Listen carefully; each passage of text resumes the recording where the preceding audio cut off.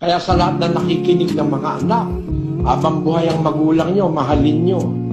Wala kayong maigaganti na anumang physical na bagay sa hirap ng magulang, kasi yung magulang yun ang kinasangkapan ng Diyos para tayo umiral sa mundo. Meron tayong tinatanaw na utang na loob. Napag-aral ka, hindi ka napag-aral, hindi mabait ang magulang mo, masama ang magulang mo para sa'yo, pero yun lumaki ka lang. Marami siyang ginawa para sa'yo.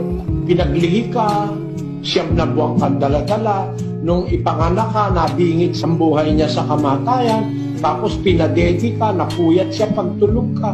Kasi kung di ka niya ginawa ng ganon, patay ka eh.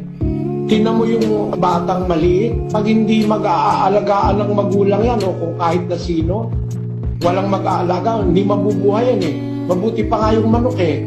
Yung manok na sisiw, pag napisa yun, may chance na siyang mabuhay eh. Pero tayong tao, bata ka, pagkapanganak mo, walang mag-aalaga sa'yo kahit sino, hindi ka lalaki. Baka hindi ka makaisang linggo, baka hindi ka makaisang buwan, patay ka kung bata kang bagong panganak.